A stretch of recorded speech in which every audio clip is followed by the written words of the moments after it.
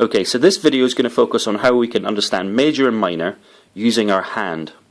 In the previous video I described how you find triads, 3-note chords from a major scale. This video is going to describe how we can use our hand to understand major and minor.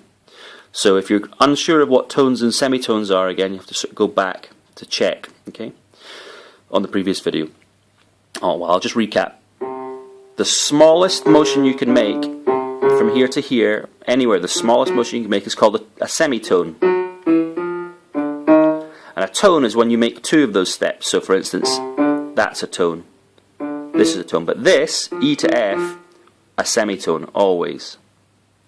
The other semitone happens between B and C. E and F, and B and C. You can see they sound very tense when you play them together. When I play, they're slightly different. It's tense, but a different sound. Anyway, tones and semitones.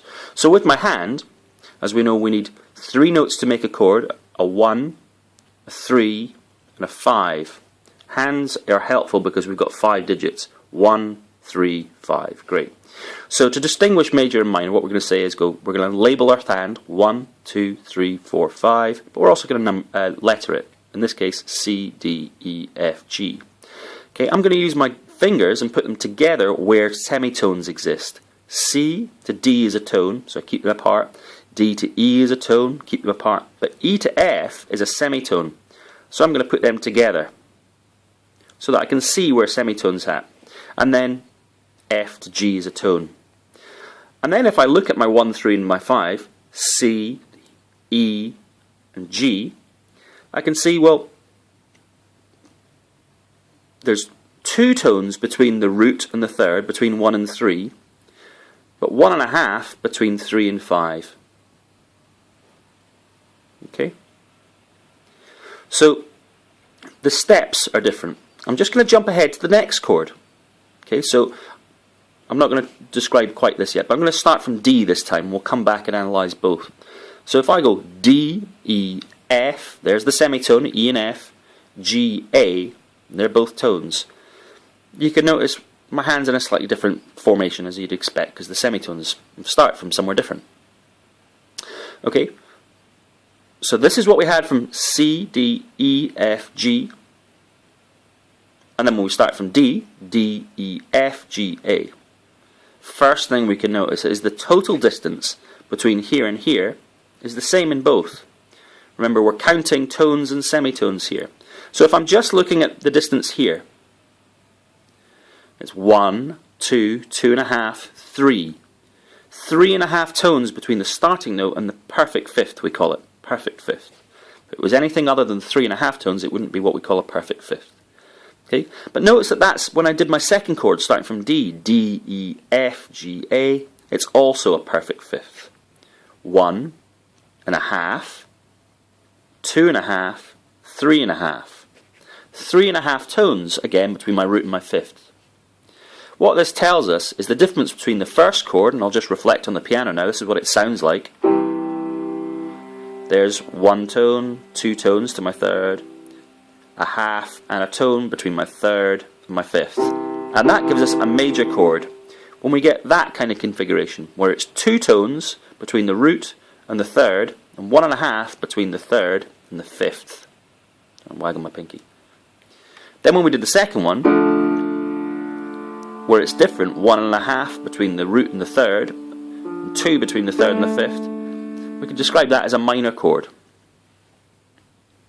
So that was major, and this is minor. Next thing we have to understand is it really doesn't matter when we look at the minor third.